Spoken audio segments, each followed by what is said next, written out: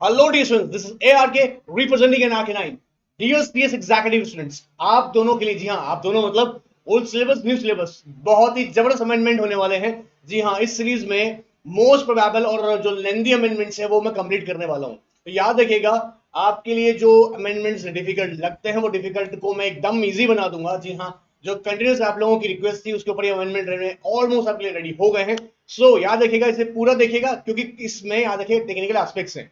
कुछ जगह में इतना इजी कर दूंगा आपको कि उसको दोबारा वापस पढ़ने की जरूरत नहीं पड़ेगा। सीधा एग्जाम में जाके आप चेक करना, फटाफट से रिकॉल करना, याद हो जाएगा। Alright, so without waste time लोग फटाफट से स्टार्ट करते हैं। आज का क्या सेशन हम लोग डिस्कस करने वाले हैं, देखिएगा डियर स्टूडेंट्स। याद देखिएगा, यहां मैं आपसे फोकस से बात करने वाला हूं ईसीएल एंड ईसीबीएल। जी हाँ, दोनों ही CS executive and CS old syllabus and new syllabus. जी हाँ, CS executive new and old syllabus दोनों के लिए इंपॉर्टेंट होने वाला है।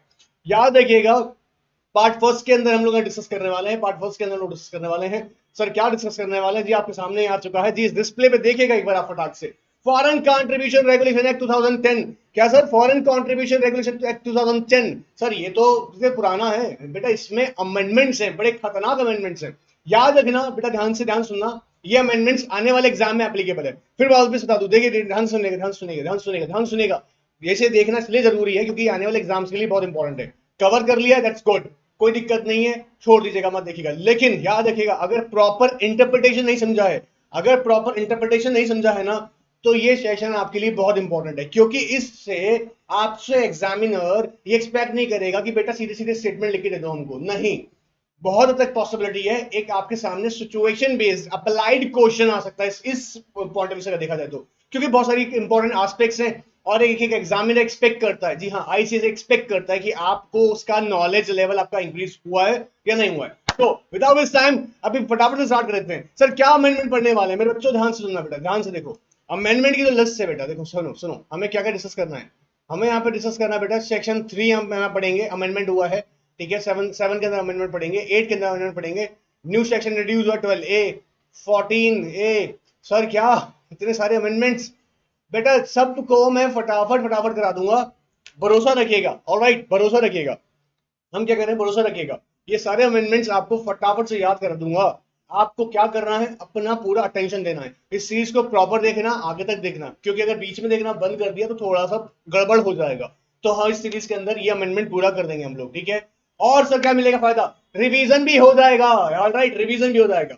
सो स्टार्ट करते हैं। देखिएगा, तो मैं उम्मीद कर रहा हूं कि आपने थोड़ा बहुत पहले पढ़ रखा होगा, इसलिए मैं आपको एक बार चीजें क्विकली रिकॉल करा देता हूं। जी हाँ, क्योंकि कुछ टेक्निकल एस्पेक्ट्स बार बार आएंगी, याद रखिएगा डियर स्टूडेंट्स, या कुछ टेक्निकल एस्पेक्ट्स आएंगी बार बार, तो मैं आपको कुछ चीजें रिकॉल करा देता हूं। देखिए बेटा, डिस्प्ले प्लीज, ध्यान से बेटा।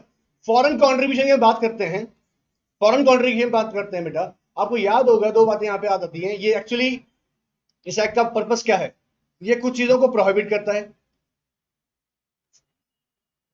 किसको प्रोहिबिट करता है, acceptance of foreign contribution, foreign contribution acceptance.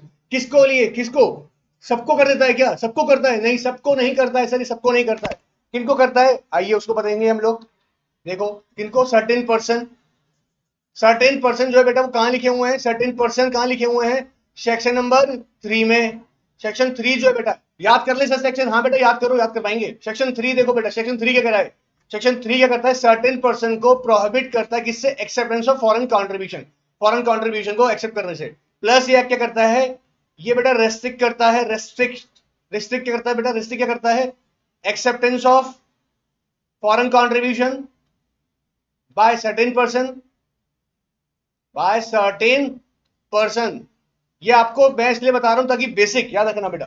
Basic अगर समझ में नहीं आएगा आपको बेटा, ध्यान से, अगर बेसिक समझ में नहीं आएगा तो ये कॉन्सेप्ट पढ़ना बेकार है। अगर आपने रिवाइज कर रखा है दैट्स रियली गुड, आपको याद है, बहुत अच्छी बात है। याद नहीं है, रिवाइज नहीं किया अभी तक, तो उसको मैं आपको छोटी छोटी बातें याद कर दिला रहा हूं ताकि इसको पढ़ना इजी हो जाएगा अमेंडमेंट को। Alright, now come to the screen, again देखिएगा बेटा। तो हमने छोटी सी बात करी यहां पर, क्या प्रोहिबिट करता है, acceptance of foreign contribution by certain person, जो कि सेक्शन 3 में गवर्न होंगे। पहला अमेंडमेंट इसी के अंदर बताऊंगा, सेक्शन 3 के अंदर ही, इसके अंदर बताऊंगा पहला अमेंडमेंट। ऑलराइट, एंड ध्यान सुनना बेटा, यहां अगर बात करें हम रिस्ट्रिक्ट करता है सर्टेन पर्सन को, जी हाँ, इनके लिए भी बताऊंगा कुछ खास बात है कि इनके लिए कुछ रजिस्ट्रेशन की रिक्वायरमेंट मैंडेटरी कर दी गई है। तो वो रजिस्ट्रेशन रिक्वायरमेंट पहले भी थी सर, थी पहले भी, लेकिन इसके अंदर कुछ ऐड किया गया अमेंडमेंट में, वो डिस्कस करने वाला हूं, ठीक है। तो सर हमने समझा प्रोहिबिट करता है और रिस्ट्रिक्ट करता है, ठीक है जी, कोई दिक्कत नहीं है। सर क्या हम लोग फॉरेन कंट्रीब्यूशन ले सकते हैं बेटा, लोन कौन मना कर रहा है, लेकिन देखो सेक्शन 3 को ध्यान से देखो, यहां पर जो बता रहा हूं मैं, ये प्रोहिबिट कर रहा है, ठीक है।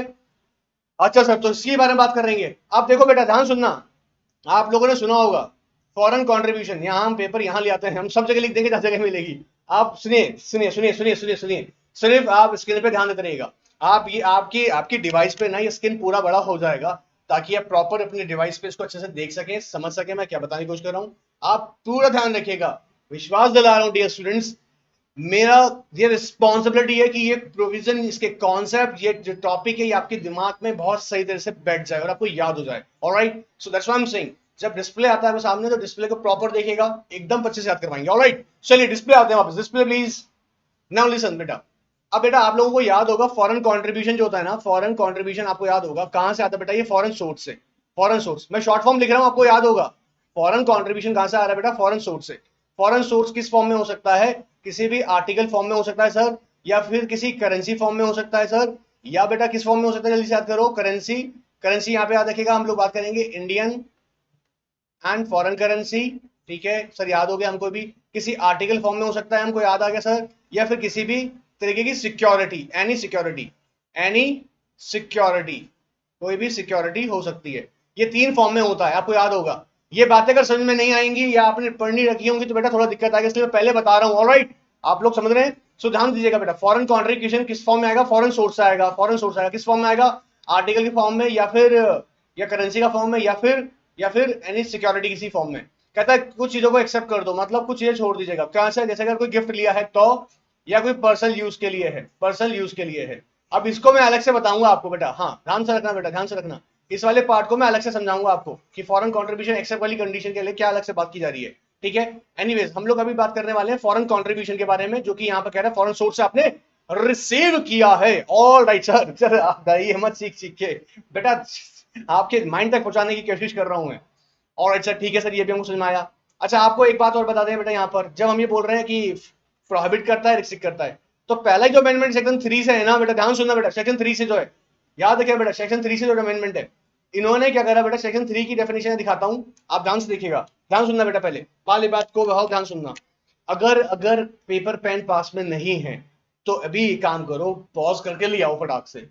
और और और दूसरा काम, सर स्मार्ट वर्किंग करना चाहते हैं, स्मार्ट वर्किंग कर लीजिएगा, लेकिन पेपर पेन जरूरी होता है, फिर भी स्मार्ट वर्किंग करना चाहते हैं तो यहाँ बेटा मैं अभी एक जो इंपॉर्टेंट अमेंडमेंट है मैं बोलने वाला हूँ, अमेंडमेंट सेक्शन 3 के अंदर जो इंसर्ट किया गया है, किस पर रिस्ट्रिक्शन नहीं सर, प्रोहिबिट किया सर्टेन पर्संस को। क्या किया है, prohibit to accept what, foreign what, foreign foreign foreign foreign what, contribution. कुछ ऐसे लोग हैं जी हाँ, कंट्री में ऐसी कुछ पोजीशंस हैं, पोस्ट हैं, डेजिग्नेशंस हैं, जो फॉरेन कंट्रीब्यूशन एक्सेप्ट नहीं कर सकते सर, हम जानते हैं, अच्छी बात है। तो बेटा उसमें अमेंडमेंट सुनो आप ध्यान से। सेक्शन 3 के अंदर एक ऐड किया गया बेटा, पब्लिक सर्वेंट को। पहले नहीं था, पब्लिक सर्वेंट नहीं था, पहले गवर्नमेंट सर्वेंट और ऐड किया हुआ था, अब पब्लिक सर्वेंट को भी ऐड कर लिया गया है। अब ये पब्लिक सर्वेंट की जो डेफिनेशन है, ये सेक्शन 20, सेक्शन 21, सेक्शन 21, सेक्शन 21 जो है वो है आईपीसी। आपने आईपीसी पढ़ा होगा तो याद होगा आपको, आईपीसी से गवर्न होती है, किससे बेटा, आईपीसी से गवर्न होती है। तो सेक्शन 21 कहां से गवर्न हो रहा है, आईपीसी से। ऑलराइट सर, दिस पे please now listen very carefully. Public servant क्यों यहाँ पे ऐड किया गया है, सेक्शन 21 की डेफिनेशन से लेंगे हम लोग इसका मीनिंग। अब एग्जामिनर आपसे एक्सपेक्ट कर सकता है कि आपको बताना पड़ सकता है बेटा एग्जाम में, क्या बताना पड़ सकता है कि जो पब्लिक सर्वेंट है ना, क्या कह रहे हैं बेटा, ये पब्लिक सर्वेंट जो है, पब्लिक सर्वेंट, ये पब्लिक सर्वेंट जो है ना, ये पब्लिक सर्वेंट, ध्यान सुनना बेटा, पब्लिक सर्वेंट जो है, ये सेक्शन 21 में जो लिखा हुआ है आईपीसी के अंदर, इसके पॉइंट ऑफ व्यू से आपसे बेटा एग्जामिनर क्वेश्चन एक घुमा फिरा के पूछ सकता है आपको उसके बारे में बताकर, ठीक है। So let's understand first amend section 3 subsection 1 clause C, section 3 subsection 1 clause C of the act to include public servant also within the ambit to provide that no foreign contribution shall be accepted by the public servant। अब examiner सुनना बेटा, examiner आपसे ये तो पूछेगा नहीं कि बेटा बताइए कि पब्लिक सर्वेंट बेटा इंक्लूड होगा नहीं होगा। एग्जामिनर आपसे एक्सपेक्ट कर रहा है, देखो सीएस प्रोफेशन के अंदर है ना, प्रॉब्लम को सॉल्व करने वाला पर्सन चाहिए, प्रैक्टिकल प्रॉब्लम को सॉल्व करने वाला। That's why I am telling you what, public servant को समझना जरूरी है, क्योंकि क्वेश्चन आ सकता है कि who is public servant. Alright, अगर आपने आईबीसी पढ़ रखा है गुड, अदरवाइज नहीं पढ़ा तो बेटा काम कीजिएगा, यहां मैं आप लोगों के लिए लिस्ट प्रिपेयर कर रहा हूं पब्लिक सर्वेंट की, सेक्शन 21 ऑफ आईपीसी। उसको अभी क्या भी या तो नोट कर लेना या दूसरा स्मार्ट वर्क करना, जो कि स्मार्ट वर्क मैं कह रहा हूं काम के लिए, टाइम पास करने के लिए, लेकिन आपको कर लेना चाहिए, लिख लेना चाहिए। स्मार्ट वर्क क्या है सर, अभी डिस्प्ले शो हो जाएगा आपके सामने, मैं लिस्ट बना दूंगा आपको, आप उसका क्या करिएगा, स्क्रीन शॉट ले लीजिएगा। ऑलराइट, सो आइएगा एक बार देखते हैं फटाफट से। अब सर पब्लिक सर्वेंट के बारे में हम लोग समझ लेते हैं फटाफट, जिसमें हम लोग फटाफट एक लिस्ट बनाते हैं। आई होप आप लोग के सामने डिस्प्ले शो हो रहा होगा, आप ध्यान से देखिएगा बेटा। नाउ बेटा देखो समझो, ध्यान सुनना बेटा, लिख लीजिएगा, सो नोट कर लीजिएगा, एग्जाम में आ सकता है एज पर आईपीसी। कौन सा सेक्शन? 21 के अंदर बेटा किस किस को बोल रहा है? एग्जामिनर पूछेगा आपसे, याद रखना, कहता है कोई भी पर्सन, कौन? एवरी कमिश्नर, एवरी कमिश्नर, या कमिश्नर छोड़िएगा, आपको शॉर्ट में बताते हैं कम, आप शॉर्ट में याद करिएगा बेटा, इतना लंबा लंबा याद करेंगे नहीं, कि हमको तो सॉल्व करना है ना सिचुएशन को। एवरी ऑफिसर, बेटा चेक कीजिएगा, वो चल नहीं रहा है, चेक कीजिएगा वो, thank you. Every officer note कर लीजिए बेटा, एवरी ऑफिसर किसका बेटा? ऑफिसर, 3 कैटेगरी उठाइए फटाक से। Every officer what? Military, military का बात करें या हम बात करेंगे एयरफोर्स, एयरफोर्सेस, या हम बात करें किसका बेटा? नेवल, आपने सामने सुना होगा, इसको हम लोग क्या बोल रहे हैं? पर पब्लिक सर्वेंट। याद रखिएगा, लिस्ट बना रहे किसकी हम लोग? Public servant. एग्जामिनर आपसे बेटा एक्सपेक्ट करेगा क्वेश्चन में कि इनमें से आपको कुछ नाम बताएगा, आपको सिचुएशन को ऑब्जर्व करके बताना है कि वो एक्सेप्ट कर सकते हैं फॉरेन कंट्रीब्यूशन या नहीं। ऑलराइट, नाउ नेक्स्ट बेटा, पहला आपने समझा एवरी ऑफिसर ऑफ, कौन का बेटा? जल्दी से बोलो। एवरी ऑफिसर ऑफ, बोलो अभी याद करना हमको। Every officer of military, military, air force and naval. Every officer, officer grade का कोई भी पर्टिकुलर पर्सन जो कि कमीशन मतलब कमान देने का काम करते हैं। ऑलराइट, तो every officer of military, air force and naval. ठीक है sir, display please. Now next समझो बेटा, थर्ड सेकंड क्या लेंगे यहाँ पे? ओहो, देखो बेटा नेक्स्ट देखो, कहता है कोई भी बेटा एवरी जज। अब यहाँ पे समझना, आप कहेंगे सर एवरी जज तो पहले ही था, एवरी जज, इसको थोड़ा डिफाइन करने की बता रहा हूँ। एवरी जज एंड जज इंक्लूड्स, यहाँ पे ये मजे का बात है, इंक्लूड्स।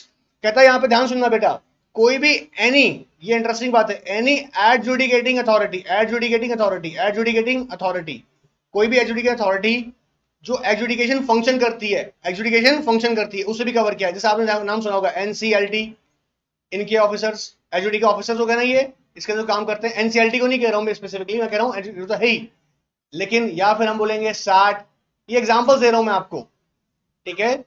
सो एवरी जज includes adjudicating person who is discharge adjudication function, person who discharge adjudication function. Third फटाफट से बेटा ध्यान से, एवरी ऑफिसर ऑफ कोर्ट, लिखो बेटा एवरी ऑफिसर। सर इतनी गंदी राइटिंग समझ में आ रही है यार, बेटा हमको फटाफट करना है, ठीक है ना। Every officer of court, every officer of court, ठीक है। एवरी ऑफिसर ऑफ कोर्ट के अंदर बेटा ध्यान से रखना, 3 कैटेगरी हम बनाएंगे यहां पर समझने के लिए। कहता है लिक्विडेटर, कोर्ट लिक्विडेटर, याद रखना कोर्ट लिक्विडेटर बोल रहे हैं। ऑलराइट, ये आपने सुना होगा रिसीवर, कोर्ट रिसीवर, आपने नाम सुना होगा, उम्मीद कर रहा हूं बेटा, है ना। और आपने एक और नाम सुना होगा जिसको हम बोलते हैं ना कमिश्नर, कमिश्नर। तो क्या 3 कैटेगरी बनाई? Liquidator, receiver, commissioner. लिक्विडेटर, आपने कोर्ट लिक्विडेटर है, तो रिसीवर, आपने रिसीवर नाम सुना होगा, मान लीजिएगा विजय माल्या जी, मान के लीजिएगा, वो तो है सिचुएशन, विजय माल्या जी अगर इंडिया से भाग गए, ठीक है, एब्सकॉन्डिंग वाला मामला होगा, तो कोर्ट क्या करता है? उनकी प्रॉपर्टी के लिए, प्रॉपर्टी को क्या कर देगा? अटैच, अटैच कर दिया जाता है ना, उस अटैचमेंट के लिए कोर्ट क्या करता है? रिसीवर अपॉइंट करता है। क्या करता है बेटा? रिसीवर अपॉइंट करता है, कोर्ट क्या करता है? रिसीवर। तो यहां पर याद देखिएगा, वो रिसीवर भी पर्सन कौन हो गया बेटा? यहां पर उसे भी क्या बोलेंगे? याद रखो बेटा, क्या? Public servant. और देखो बेटा, और देखो, और देखो, एक और नंबर ले लो फटाफट से, देखो बेटा नोट करो, आर्बिट्रेटर, आर्बिट्रेटर, आर्बिट्रेटर बेटा,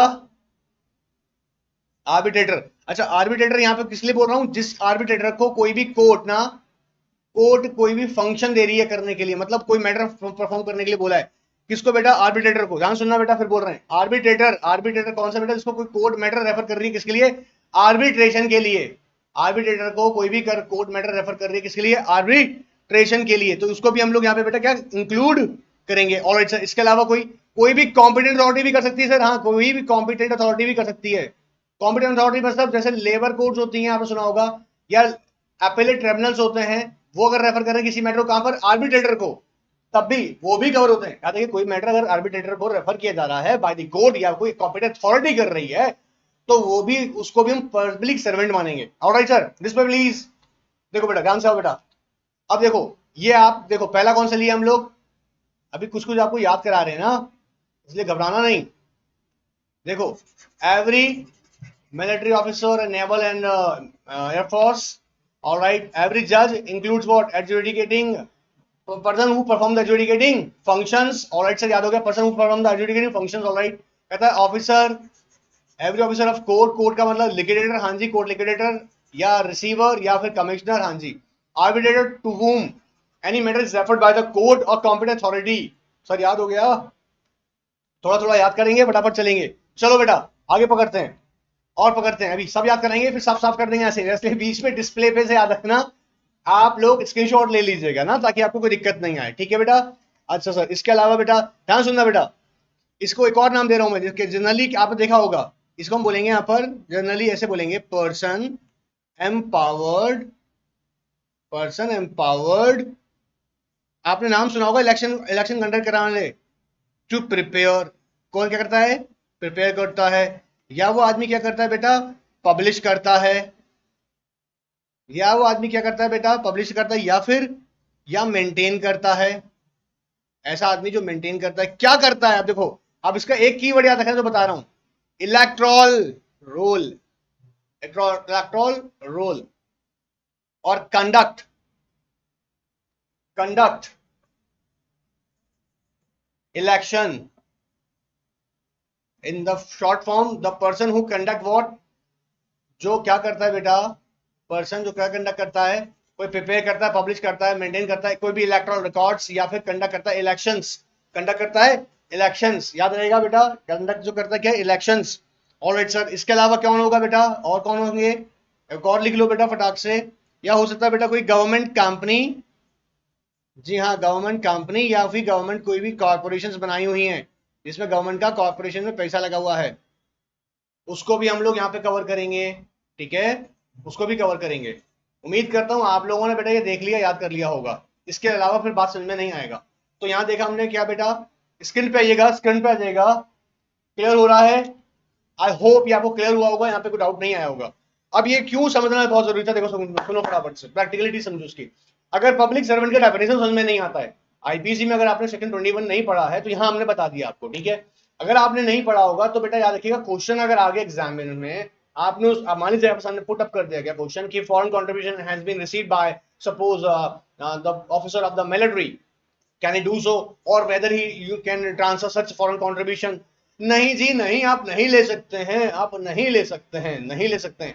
क्वेश्चन ये आ सकता है कि उसी मिलिट्री ऑफिसर ने एक social organisation section 8 company start किया है, याद रखना सेक्शन 8 कंपनी स्टार्ट किया है, उसी मिलिट्री ऑफिसर ने एक सेक्शन के 8 कंपनी स्टार्ट किया हुआ है, उस सेक्शन 8 कंपनी का पर्पस क्या है, सोशल वेलफेयर। ये फॉरेन कंट्रीब्यूशन किस लिए ले रहे हैं हम, सोशल वेलफेयर है, एजुकेशन है, रिसर्च है, या हम बात करें रिलीजियस पर्पसेस के लिए, ठीक है, मतलब अल्टीमेटली पर्पस क्या है, सोशल वेलफेयर।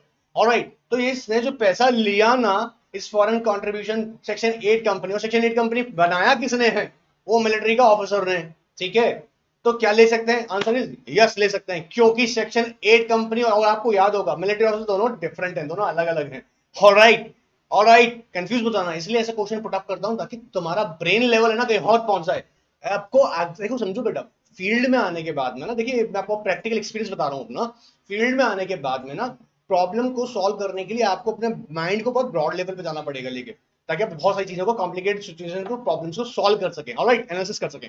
सो आइए फटाफट से डिस्प्ले प्लीज, चलिए। तो बेटा पहला अमेंडमेंट तो आपके मैंने बुद्धि में बैठा दिया है, ठीक है, लेट्स अंडरस्टैंड। चलिए इनको हटाते हैं फटाफट से और समझते हैं कहानी। सर ये क्या हुआ था, अभी सेक्शन 3 का हमने पहला अमेंडमेंट आपके बुद्धि में डाला, ठीक है, यहां पर क्या ऐड किया गया बेटा, पब्लिक सर्वेंट, और अच्छा याद रहेगा, याद रहेगा। चलिए आगे चलते हैं बेटा, अब यहां देखिएगा बेटा डिस्प्ले पे, सेक्शन 7 में अमेंडमेंट किया गया है, देखो देखा बेटा ध्यान से, जो सेक्शन 7 में अमेंडमेंट किया गया है वो किस चीज को लेकर किया गया बेटा, फॉरेन कंट्रीब्यूशन टू एनी। अब देखो बेटा यहां कह रहा है प्रोहिबिट किस चीज का, फॉरेन कंट्रीब्यूशन ट्रांसफर करने की बात कर रहा है, तो आप प्रोहिबिट कर रहा है क्या, transfer foreign contribution to any association of persons. अब ये मैं आपको डिटेल में बताऊंगा कि कौन से पर्संस को मना किया गया, आप ट्रांसफर नहीं कर सकते हैं, ठीक है, अभी हम लोग डिस्कस इस पे भी करेंगे, क्लियर। अच्छा इसके अलावा देखते हैं बेटा क्या कह रहा है, सेक्शन 8 में क्या बताया उन्होंने amendment, reduce the limit for differing, जी हाँ, ये जो लिमिट है बेटा ये पहले थी 50% तक, जी हाँ, अगर आप मान लीजिएगा आपके पास सर्टिफिकेट है और आप फॉरेन कंट्रीब्यूशन एक्सेप्ट कर सकते हैं, तो तो आप बेटा उस फॉरेन कंट्रीब्यूशन का जो एडमिनिस्ट्रेटिव एक्सपेंसेस करते थे 50% तक 50% तक, वो अलाउड नहीं है।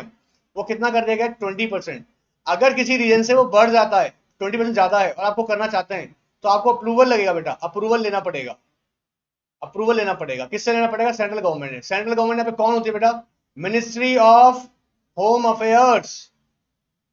मिनिस्ट्री ऑफ होम अफेयर्स क्या बेटा? यहाँ पे सेंट्रल गवर्नमेंट। तो 20% से ज्यादा अगर एडमिनिस्ट्रेटिव एक्सपेंसेस कर रहे हैं, याद रखिएगा 20% ज्यादा अगर एडमिनिस्ट्रेटिव एक्सपेंसेस कर रहे हैं तो याद रखिए आपको पूछना पड़ेगा किससे? अप्रूवल लेनी पड़ेगी, किससे? मिनिस्ट्री ऑफ होम अफेयर्स, मतलब सेंट्रल गवर्नमेंट से। Alright sir, alright sir. 12A add किया गया, आधार को लिंक कीजिएगा, आधार नंबर को लिंक कीजिएगा फॉर डॉक्यूमेंट आइडेंटिफिकेशन। 14A को ऐड किया गया फॉर किस लिए? Any person to surrender certificate, surrender certificate के लिए। And 17(1) is also important. I will tell you कि आपको एक अकाउंट ओपन करना पड़ेगा, FCRA अकाउंट। अगर आप फॉरेन कंट्रीब्यूशन रिसीव करते हैं तो आपको एक अकाउंट ओपन करना पड़ेगा, FCRA अकाउंट, FCRA अकाउंट। और ये खोलेगा आपके साथ में SBI बैंक के साथ में जी। SBI बैंक, इसकी जो ब्रांच है बेटा, न्यू दिल्ली वाली ब्रांच की बात कर रहे हैं अभी। मैं इसके ऊपर डिटेल में और डिस्कस करने वाला हूं अभी। ऑलराइट, सो अब देखो बेटा फटाफट से इन सेक्शंस की लड़ी आपके सामने है, इसलिए कह रहे हैं कि सेक्शन को, इस सेशन को पूरा देखना, बीच बीच में जाओगे गड़बड़ हो जाएगा। ऑलराइट, और एक बार देखो बात खत्म करो यार, बार बार थोड़ा देखेंगे इसको, चेक करते रहोगे। डोंट वरी, अपलोड हो जाएगा, आप इस चैनल पे अपलोड हो जाएगा। All right sir, all right sir, ये सर हटा दीजिए ना, लीजिए, आइए फटाफट से आ जाइएगा बेटा। अब हम फटाफट से आगे डिस्कस कर लेते हैं नेक्स्ट पार्ट को उसके। देखो अभी बताया था ना, यहाँ पे खुलेगा बैंक अकाउंट खोलना पड़ेगा आपको, SBI India New Delhi as central government. बाकी सेंट्रल गवर्नमेंट रेफर कर सकता है, ठीक है। All right sir, all right sir. Now come to the screen please, display. आइए अब देखिएगा, यहां कह रहा है प्रोहिबिशन टू एक्सेप्ट। अब फटाफट से रिवीजन होगा, देखो कौन कौन ले सकता है सेक्शन 3 सब में? कैंडिडेट ऑफ इलेक्शन, इलेक्शन में खड़ा हुआ व्यक्ति क्या ले सकता है foreign contribution? Answer is no, नहीं लेगा भाई। Correspondent, columnist, cartoonist, editor, owner, printer और publisher of a registered newspaper, क्या आप ले सकते हैं फॉरेन कंट्रीब्यूशन? जी नहीं ले सकते हैं आप। देखो कॉरेस्पॉन्डेंट, कॉलमिस्ट, कार्टूनिस्ट, एडिटर, किसका बेटा? रजिस्टर्ड न्यूज़पेपर का बंदा कोई ले सकता है? Answer is no. Public servant, देखो बेटा ये आ गया अमेंडमेंट वाला पॉइंट, इसको अमेंड करके ऐड किया गया ना, पब्लिक सर्वेंट, जो कि सेक्शन 21 ऑफ IPC से गवर्न होता है। तो कौन बेटा? पब्लिक सर्वेंट, जजेस, गवर्नमेंट सर्वेंट्स, ये अलग होते हैं बेटा। आपको उम्मीद होगा, मुझे पता होगा, जितने भी हम सिविल सर्वेंट्स होते हैं उन्हें वही बोलते हैं, सिविल सर्वेंट्स को क्या बोलते हैं? Government servants. Alright, employees of any corporation और any other body corporate control owned by the government. अगर गवर्नमेंट कंट्रोल में आ रही है कोई भी कंपनी या उसका क्या बेटा कॉर्पोरेशन, उसके एम्प्लॉयज लोग भी नहीं ले सकते हैं। मेंबर ऑफ एनी लेजिस्लेचर्स या पॉलिटिकल, अब कोई समझो ना बेटा, MLA, MP, ये लोग लेगा? नहीं ले सकता सर, नहीं ले सकता, अलाउ नहीं करेंगे। पॉलिटिकल पार्टी और office bearer of their of political party, जैसे मान लीजिए कोई भी पॉलिटिकल पार्टी, आपने नाम सुना होगा, मैं नाम तो क्या लूं किसी का, मान लीजिए कोई भी BJP, और उसके ऑफिस बेयर, ऑफिस बेयर मतलब उसमें काम करने वाले, जी BJP तो अपना ऑफिस चलाता है ना, ऑफिस पार्टी, तो उसमें काम करने वाले लोग भी नहीं ले सकते हैं। Organisation of a political nature, यानी कोई भी सोशल कॉलेजेस में बनी होती है ना, देखो पॉलिटिकल नेचर की, जो कि वेलफेयर में काम कर रही है, तो ऑर्गेनाइजेशन ऑफ पॉलिटिकल नेचर है, ठीक है, वो लोग भी नहीं ले सकता है, ठीक है sir. Alright, association, company engage in production of broadcast of audio news, audio visual news, current affairs, programme, media, mass media, simple word बोल, देखो मास मीडिया का completely mass media complete cover किया हुआ है, कंप्लीटली कवर किया हुआ है mass media को पूरी तरीके से। और मास मीडिया में काम करने वाले लोगों को भी, एच में देखा, ध्यान से देखो एच में क्या लिखा हुआ है, correspondent, columnist, cartoonist, editor, owner of association और company referred in clause HG। जी कौन सा जी? देखो जी, इसके अंदर की बात कर रहा है, इसके अंदर, इसके अंदर। ऑलराइट, क्लियर है एकदम? चलिए, आई होप पकड़ में आ रही हैं आपको बातें, उम्मीद करके चल रहे हैं हम, ठीक है। चलिए बेटा, अब बेटा असल खेल तो शुरू होगा बेटा, ध्यान से देखना। For the purpose of the clause C, the public servant means a public servant as defined in section 21। ध्यान सुनना बेटा, ध्यान सुनना, एक इंपॉर्टेंट आपको समझना। देखो यहाँ पर एक मैं आपको यहाँ से बड़ी इंपॉर्टेंट बातें समझाने वाला हूँ। जी हाँ, यहाँ से यहाँ का सेशन बहुत ही जबरदस्त और इंपॉर्टेंट होने वाला है, क्योंकि यहाँ से भी कुछ क्वेश्चंस आपके लिए ड्रॉ होंगे, यहाँ से, इस एरिया से।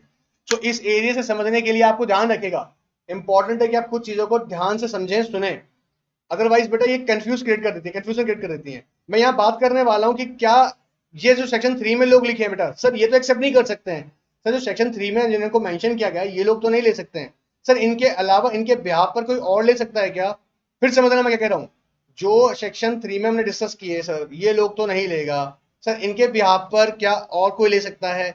और वो पर्सन ऐसा क्या हो सकता है कि सर वो पर्सन कहां रहता हो? आउटसाइड इंडिया, लेकिन वो सर कौन हो? Citizen of India. पर्सन कौन हो बेटा? आउटसाइड इंडिया रहता हो, लेकिन वो कौन हो? Citizen of India. तो क्या सर वो ले सकता है? So answer is no. अब यही एग्जाम के लिए बड़े जबरदस्त क्वेश्चन बन जाते हैं। Alright, so that's why I am saying कि इनको यहां से बेटा ध्यान समझेंगे।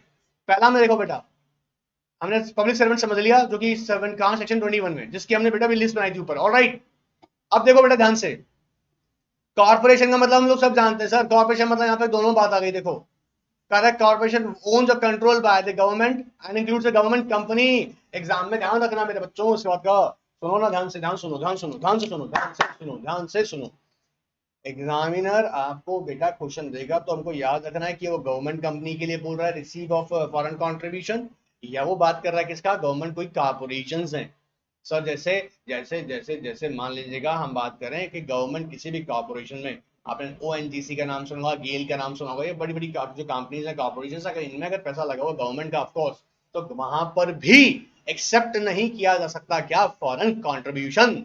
ऑल राइट, अब बेटा जरा ध्यान देना बेटा, पूरा ध्यान देना, पूरा ध्यान देना, पूरा ध्यान देना बेटा। यहाँ पर सेक्शन 3 सेक्शन 2, सेक्शन 3 सेक्शन 2 बड़ा ही इंपॉर्टेंट जबरदस्त काम करने वाला है। Display please. देखो बेटा, नो पर्सन, अब बहुत ही समझाऊंगा बच्चे से। देखो, no person resident in India, यहाँ वर्ड यूज हुआ है no person, no person, no person, कोई ऐसा व्यक्ति जो कहा रहता है इंडिया में। No person resident India and no citizen of India resident outside India. रहता कहां है वो? बाहर। समझो, नो पर्सन जो रहता कहां है बेटा? पर्सन कहां है? In India. ये पर्सन कहां रहता है नहीं इंडिया का, मान लो इंडिया का तो नहीं है, लेकिन रहता कहां है? इंडिया में। और कहता है सिटीजन, यह कोई है सिटीजन जो कहां है? Outside India. बात पकड़ना मेरी ध्यान से बेटा, तभी पकड़ में आएगा ये, नहीं तो समझ में कंफ्यूज कर देगा। दो अलग अलग सिचुएशन हमारे सामने। एक सिचुएशन ये वाली है, जो एक पर्सन है जो कि कहां रहता है बेटा? इंडिया में, लेकिन वो सिटीजन नहीं है। ठीक है, एक पर्सन है जो कहा रहता है इंडिया में, सिटीजन नहीं है। ठीक है, अब देखो बेटा, दोनों ही फॉरेन कंट्रीब्यूशन, फॉरेन कंट्रीब्यूशन किसके लिए बेटा? किसके लिए एक्सेप्ट नहीं कर सकते? देखो, foreign contribution, no person resident India, no citizen of India resident outside India shall accept any foreign contribution or acquire or agree to acquire any currency from foreign source। Foreign contribution, और आपको मैंने बताया था ऊपर कहां से आता है पैसा? फॉरेन सोर्स से। सर ये फॉरेन सोर्स क्या होता है? सर समझ में नहीं आ रहा तक। आई होप तुमने पढ़ा होगा। फॉरेन सोर्स मैं भी बताता हूं बेटा आप लोगों को, फॉरेन सोर्स बताता हूं क्या होता है। तो कह रहा है from foreign source on the behalf of any political party और any person referred in subsection 1। मतलब सर समझना ध्यान से बेटा, ध्यान से, स्क्रीन पे ध्यान से, ध्यान देना, एकदम ध्यान देना बेटा। क्या कह रहे हैं? फॉरेन सोर्स से फॉरेन कंट्रीब्यूशन ले सकता, किसके बिहाफ पर? किसके बिहाफ पर? किसके बिहाफ पर बेटा? जितना भी लोग सेक्शन 3 सबसेक्शन 1 में लिखा हुआ है ना, याद रखिए, सेक्शन 3 सबसेक्शन 1 में लिखा हुआ है उनके बिहाफ पर। सर वो एक पॉलिटिकल पार्टी है, उसके बिहाफ पर ले लें क्या? ऑफ कोर्स नॉट, आप नहीं ले सकते हैं सर। लेकिन मैं तो सेक्शन 3 में नहीं आता हूं, लेकिन आप ले किसके बिहाफ पर रहे हैं? पॉलिटिकल पार्टी के बिहाफ पर, तो आप नहीं ले सकते हैं। सर मैं एक जज के बिहाफ पर ले लूं, नहीं ले सकते हैं। सर मैं एक कॉलमिस्ट जो कि रजिस्टर्ड अखबार न्यूज़पेपर का बंदा, उस पर ले लूं, नहीं ले सकते हैं। अरे सर किसी पे तो लेने दीजिएगा, किसी पे ले सकते हैं, खुद के लिए ले लीजिएगा। अगर आप सेक्शन 3 सेक्शन 1 में नहीं आते हैं। सर कहाँ है ये बेटा? यही पूरी लिस्ट हमने डिस्कस करी ऊपर। देखो, ये देखो, पूरा का पूरा हमने डिस्कस किया हुआ है। ये पूरा का पूरा हमने जो पार्ट डिस्कस किया हुआ है यही है। ऑलराइट, क्लियर एकदम। Now screen please. तो पहला पॉइंट पकड़ में आया, जो पर्सन बेटा कहां पर है? नो पर्सन इन इंडिया, लेकिन बेटा क्या कर रहा है? वो एक्चुअल इंडियन नहीं है। तो पर्सन, नो पर्सन, लेकिन रहता कहां? इंडिया में। या कोई सिटीजन है जो रहता कहां? Outside India. वो फॉरेन कंट्रीब्यूशन एक्सेप्ट नहीं करेगा on the behalf of the political party और any person whose mention in section 3 subsection 1, जितना हमने डिटेल अभी डिस्कस किया है। सर याद हो गया। अब देखो वापस समझना, no person resident in India shall deliver, यहां पर वर्ड आएगा डिलीवर। कीवर्ड याद करना मेरे बच्चों, इतना सारा थोड़ा हम रटेंगे, हम तो सिर्फ समझेंगे। देखो डिलीवर, इस कीवर्ड को हाईलाइट कर लेना, डिलीवर। यहां पर हाईलाइट करना बेटा एक्सेप्ट, एक्सेप्ट नहीं कर सकता ना डिलीवर कर सकता है। क्या सर? एक्सेप्ट नहीं कर सकता और डिलीवर भी नहीं कर सकता। क्या? एनी करेंसी, चाहे वो इंडियन हो या फॉरेन हो। भैया तू इंडिया में रहकर इंडियन करेंसी या फॉरेन करेंसी, इंडियन करेंसी या फिर फॉरेन करेंसी, इंडियन करेंसी या फॉरेन करेंसी, क्या नहीं करेगा, डिलीवर नहीं करेगा, which has been accepted from any foreign source. Sir ये फॉरेन सोर्स फिर आ गया, तो फॉरेन सोर्स होता क्या है, आपको याद नहीं है, कोई बात नहीं, हम बता देते हैं। फॉरेन सोर्स का मतलब हुआ, ध्यान से सुनना बेटा, स्क्रीन पे आ जाना, ध्यान से सुनना बेटा, ध्यान से देखो, चाहे तो नोट कर लो, आपको याद भी हो सकता है शायद। गवर्नमेंट कौन सी बेटा, foreign government, foreign government, alright, agency, agency of foreign government, मैं शॉर्ट में लिख रहा हूं ताकि आप लोगों को जल्दी याद करवा सकूं, ऑलराइट। इंटरनेशनल, इंटरनेशनल एजेंसी, इसको छोड़ के, यूनाइटेड नेशन वाली एजेंसी को छोड़ के, ऑलराइट। वर्ल्ड बैंक या इंटरनेशनल मॉनेटरी फंड, रिवीजन भी हो जाएगा, देखो ध्यान से आओ, international monetary fund, world bank, international monetary fund, alright. Foreign company या फॉरेन कॉरपोरेशन, ऑलराइट सर, या फिर फॉरेन सिटीजन,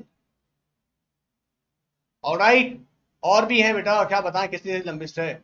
या मान लीजिए कोई इंडियन कंपनी है, इंडियन कंपनी, कंपनी कैसी, कंपनीज एक्ट वाली सर, कंपनीज एक्ट वाली ना, कंपनीज एक्ट वाली, जिसके अंदर इन लोगों ने क्या कर रखा है अपना, मोर देन 50%, मोर देन मतलब मोर देन 50%, मोर देन याद रखिए, मैं बोल रहा हूं मोर देन 50%, अगर कैपिटल कंट्रीब्यूट कर रखा है, तो इस सबका सब क्या हो गया, फॉरेन सोर्स, सबका सब क्या हो गया, फॉरेन सोर्स, सबका सब कौन हो गया, फॉरेन सोर्स। समझ में आ रहा है आप लोगों को, समझ में आ रहा है आपको, पकड़ पकड़ में आया मैं क्या बता रहा हूं।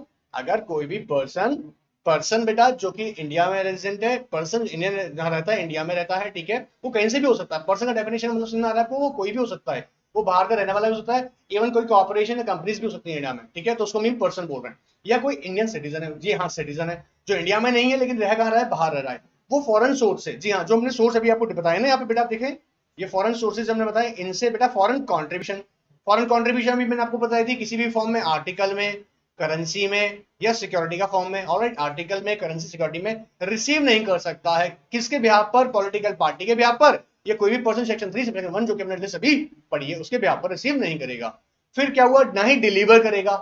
देखो बेटा, मैं हटा दूं बेटा, उम्मीद करता हूं, देखो डिस्प्ले पे ले लेके, अब आप चाहो तो स्क्रीनशॉट ले लीजिएगा, स्क्रीनशॉट ले लीजिएगा, ऑलराइट। चलिए अब आ जाते हैं वापस से, देखो इसको हटा देते हैं, तो क्या नहीं करेगा बेटा वो, देखो यहाँ लिखा, वापस देखो देखो देखो, यहाँ आ गया ना पॉइंट, हमारा मेन पॉइंट, यहाँ डिलीवर, क्या नहीं करेगा बेटा, डिलीवर, ठीक है, has been accepted from any foreign source to any person, किसको नहीं करेगा, किसको डिलीवर नहीं करेगा, डिलीवर का कनेक्शन देखो, किसको नहीं करेगा, deliver to any person if he knows और is reasonable, reasonable what, cause to believe, cause to believe that such other person intends or likely to deliver such currency to any political party or any person entered। ओहो sir, मतलब ये बदतमीजी इसने क्या कर दी, देखो यहां से, यहां अगर तुमने क्या करा, सेक्शन 3 सेक्शन 1 वाले लोगों को अगर तुमने डायरेक्टली नहीं किया, तो इनडायरेक्टली भी नहीं कर सकते हो, किसी और के थ्रू भी, ऑलराइट, डिलीवर नहीं कर सकते हो। सर याद हो गया सर, एकदम क्रिस्टल क्लियर है। चलिए बेटा आगे देखते हैं, कहते हैं नो सिटीजन ऑफ इंडिया, अब इसके लिए बोलेंगे बेटा सेम बात, रेजिडेंट आउटसाइड इंडिया, ये भी क्या बोल रहे हैं, डिलीवर नहीं करेगा क्या, एनी करेंसी वेदर इंडियन और foreign which has been accepted from any foreign source to what, to whom, political party को नहीं करेगा, और सेक्शन 1 में जो लिखा हुआ है वो कहता है any other person if he knows और reasonable cause to believe that, क्या करता है बेटा, द पर्सन टेंस टू और likely to cause to deliver such currency और टू अ पॉलिटिकल पार्टी और to any person refer in subsection 1। Sir as it is, अगर अगर तुमको देखो बेटा, सुनो सुनो सुनो, याद करने का शॉर्ट ट्रिक बताएं, समझ तो लिया होगा उम्मीद करता हूं, याद करने का शॉर्ट ट्रिक क्या है, उसी को रिवर्स तो कर रहे हैं यहाँ पे हम, जो हमने यहाँ पढ़ा है, जो पर्सन के लिए हमने बोल रहे थे, यहाँ पे ध्यान से देखो बेटा, जो हम पर्सन के लिए बोल रहे थे, जो हम पर्सन के लिए बोल रहे थे यहाँ पर, देखो इस वाली बात में हम लोग ध्यान से देखो, जो हम पर्सन के लिए यहाँ बात कर रहे थे बेटा, वही बात तो अब यहाँ पे सिटीजन को भी मना कर रहा है ना वो, देखो इस वाले पॉइंट क्लॉज नंबर सी में इसके लिए भी तो मना कर रहा है, section 2 sorry section 3 section 2 clause C में इसके लिए भी मना कर रहा है, किसके लिए, सिटीजन के लिए, ऑलराइट। तो दो ही बातें याद रखनी हमको इसमें, क्या, एक्सेप्ट और डिलीवर की बात याद रखनी, एक्सेप्ट, एक्सेप्ट नहीं कर सकते हैं और ना ही आप डिलीवर कर सकते हैं। एक्सेप्ट में वो डायरेक्टली करने की बात कर रहा है on the behalf of the political party और person mention in section 3 section 1, और डिलीवर किसी के थ्रू करने की बात कर रहा है, याद हुआ, ऑलराइट। नाउ स्कैन प्लीज, बेटा देखो बेटा ध्यान से आ जाओ मेरे बच्चों, देखो बेटा ध्यान से यहाँ पे, अब सेक्शन, हम जो बात कर रहा है बेटा, Section 3 of the Act. No person receiving any currency, whether Indian or foreign, from a foreign source on the behalf of any person or class of persons referred to in Section 9 shall deliver to such currency. अब अगर मान लीजिए कहता है no person receiving any currency, whether Indian or foreign, from a foreign source on the behalf of any person or class of persons referred to in Section 9. Section 9 में जिनको registered बोला गया है, जी हाँ, जिनको रजिस्टर्ड मीन सर्टिफिकेट आप लेने के बोल सकते हैं, लेकिन फर्दर क्या यहाँ पे इंपॉर्टेंट बात है, देखो क्या किसको डिलीवर नहीं करोगे, to any person other than the person for which it was received. जी हाँ, जिस पर्सन के लिए, जैसे आपने अगर सेक्शन 8 कंपनी बनाया, आपको याद होगा मेरे बच्चों, आपने कोई ट्रस्ट क्रिएट किया, ठीक है, आपने इनको बनाने के बाद ना क्या किया, आपने एक सोशल पर्पस कैरी किया, उसके लिए आपने गवर्नमेंट ऑफ इंडिया से रजिस्ट्रेशन करवाया या प्रायर अप्रूवल ली किसी एक पर्टिकुलर पर्पस के लिए। तो ये पर्पस के लिए जो पैसा आ रहा है उस पर्टिकुलर पर्सन के लिए, उस पैसे को आप कहीं और ट्रांसफर नहीं कर सकते हैं। वही कह रहा है, to any other person if you know reason to cause to believe that such person or is intends to or likely to intend deliver such currency to other person other than the person for which this currency was received। मतलब sir क्या, जिस person के लिए ये currency दिया गया था, जी हाँ, जिसको परमिटेड है, जी परमिटेड कैसे, थ्रू द अप्रूवल रूट, जिन्हें अलाउ किया गया है वही लोग इसे रिसीव कर सकते हैं, इसके अलावा नहीं। और वो लोग जो रिसीव करेंगे ना, वो भी इसे कहीं और ट्रांसफर नहीं करेंगे। क्या हो रहा है, समझ आ रहा है? इसी को डिटेल में डिस्कस करने के लिए सेक्शन 7 हमको समझना पड़ेगा।